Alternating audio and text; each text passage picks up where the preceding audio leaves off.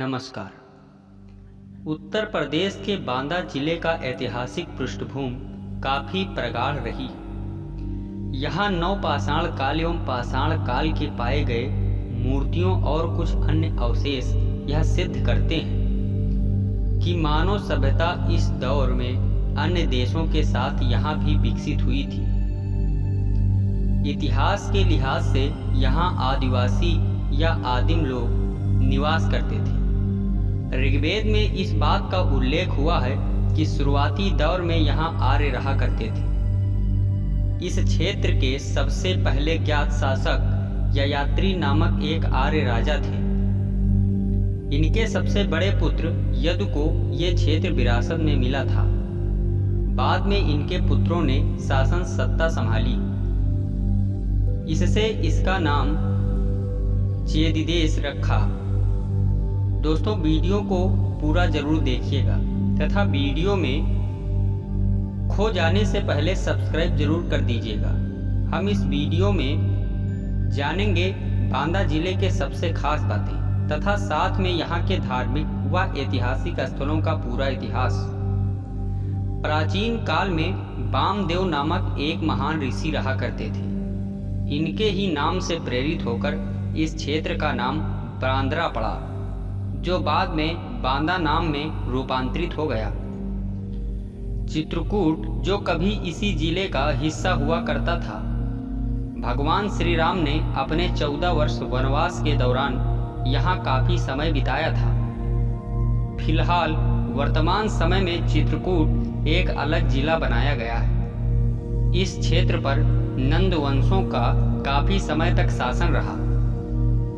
उसके बाद 236 ईस्वी पूर्व सम्राट अशोक के मृत्यु तक यहाँ मौर्य साम्राज्य के अधीन रहा यह क्षेत्र। जैसे जैसे समय गुजरता गया वैसे वैसे बारी बारी से तमाम वंशजों के शासन इस क्षेत्र पर रहे। कुछ समय के लिए इस पर होड़ों का भी शासन रहा था।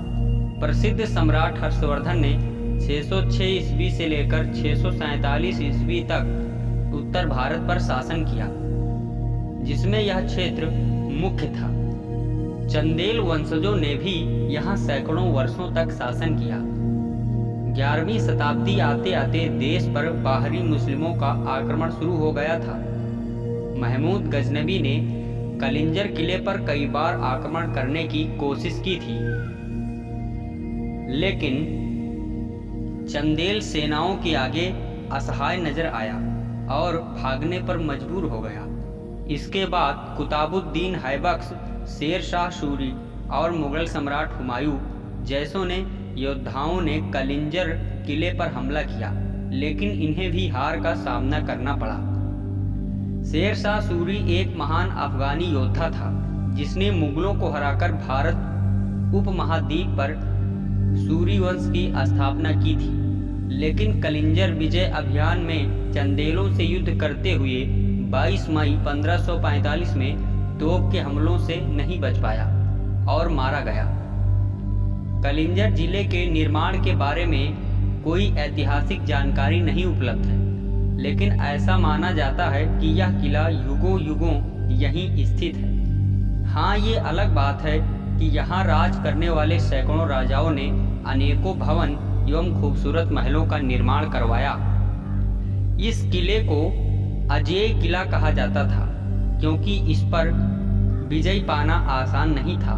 लेकिन 1764 में मुगल बादशाह अकबर ने ये किला जीत लिया था और पूरे क्षेत्र पर अपना अधिकार कर लिया था। बादशाह अकबर ने बीरबल को यह किला उपहार स्वरूप भेंट कर दिया था।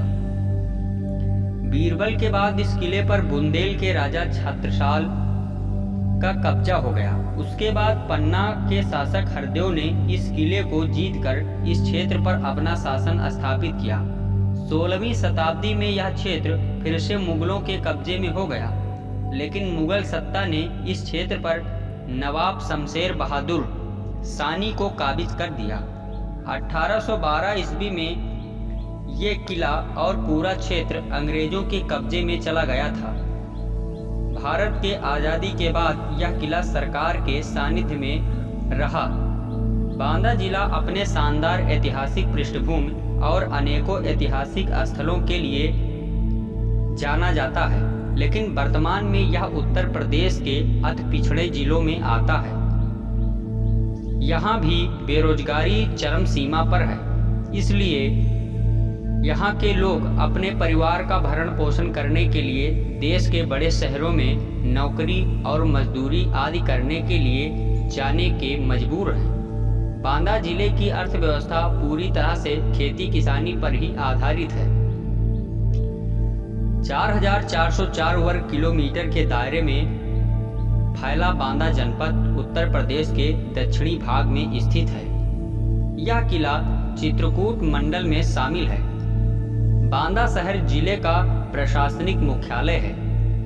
बुंदेलखंड के सबसे पूर्व में स्थित यह जिला अपने प्राचीन संस्कृति एवं केन नदी में पाए जाने वाले पत्थर तथा कलिंजर किले के लिए विशेष रूप से प्रसिद्ध है। कहते हैं सजर पत्थर एक खास किस्म का पत्थर होता है, क्योंकि इसमें प्राकृतिक रूप से फूल पत्तियां बनी होती हैं। ये दुर्लभ पत्थर बहुत महंगे दामों में बिकते हैं। इनका प्रयोग आभूषण के निर्माण में किया जाता है। आपको जानकर हैरानी होगी कि ऐसे दुर्लभ पत्थर दुनिया में सिर्फ केन नदी के अलावा और कहीं नहीं पाए जाते हैं। बांदा 7 जिलों से घिरा हुआ है। फतेहपुर मध्य प्रदेश का सतना जिला और पन्ना, छतरपुर, चित्रकूट, हमीरपुर, महोबा इस जिले में बहने वाली प्रमुख नदी यमुना, केन और बंगिम नदियां हैं। यमुना नदी यहाँ के उत्तरी सीमा का निर्माण करती है और इस जिले को फतेहपुर से अलग करती है।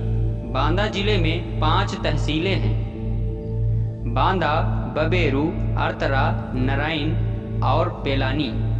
इन तहसीलों को 8 विकास खंडों में बांटा गया है तथा जनपद में 4 विधानसभा सीटें हैं: बबेरू, तिंदवारी, नरैनी, बांदा तथा 1 लोकसभा सीट है जो खुद बांदा है। 2011 के जनगणना अनुसार यहाँ की कुल आबादी लगभग 18 लाख थी, जिसमें 9 लाख से अधिक पुरुष एवं 8 लाख के करीब महिलाओं की संख्या थी।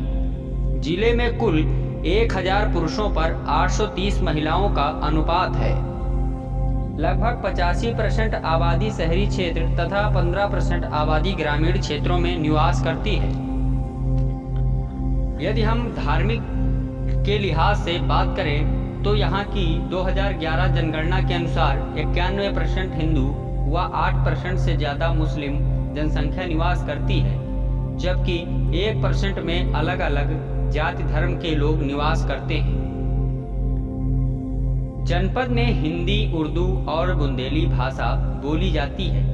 आइए जानते हैं बांदा जिले के ऐतिहासिक और धार्मिक स्थल के बारे में। बामदेव मंदिर। बामदेव मंदिर भगवान भोलेनाथ की समर्पित यह प्राचीन मंदिर है, जो बांदा स्टेशन से लगभग 2 किलोमीटर की दूरी पर स्थित है। इस मंदिर का संबंध रामायण काल से है। यहाँ बामदेव ने तपस्या की थी, इसलिए इसे बामदेवेश्वर मंदिर भी कहा जाता है। भूरागढ़ किला, जो केन नदी के किनारे स्थित है, जो भूरे पत्थर से निर्मित इस किले को बनाया गया था। इसका निर्माण राजा गुमान सिंह ने 17वीं शताब्दी में कराया था। कलिंजर किला एक ऐतिहासिक किला है जो कि विंध्याचल पर्वत पर स्थित है। ये किला ऐतिहासिक के हजारों घटनाओं से को संजोए हुए गुमान से खड़ा है। स्मारकों, मूर्तियों और भवनों तथा मंदिरों से भरा पड़ा यह किला अपने उत्कृष्ट बनावट और नक्काशों के लिए जाना जाता है। सेंट जॉर्ज चर्च, यह बांदे जिले का सबसे पुराना व प्रसिद्ध चर्च है। इस चर्च का निर्माण 1838 ईस्वी में किया गया था। संकट मोचन हनुमान मंदिर, यह मंदिर कचहरी रोड पर स्थित है। मां विंध्यवासिनी मंदिर, यह शेरपुर खत्री में पहाड़ पर स्थित है। महेश्वरी मंदिर, जो कि शक्तिपीठ के रूप में जाना जाता है, जो कि चौक बाजार में स्थित है। दोस्तों, वीडियो को समाप्त करने से पहले एक बार वीडियो को हम यहीं से समाप्त करते हैं। दोस्तों, वीडियो के अंत में एक बार कमेंट में जय माता दी लिखना न भूलिएगा।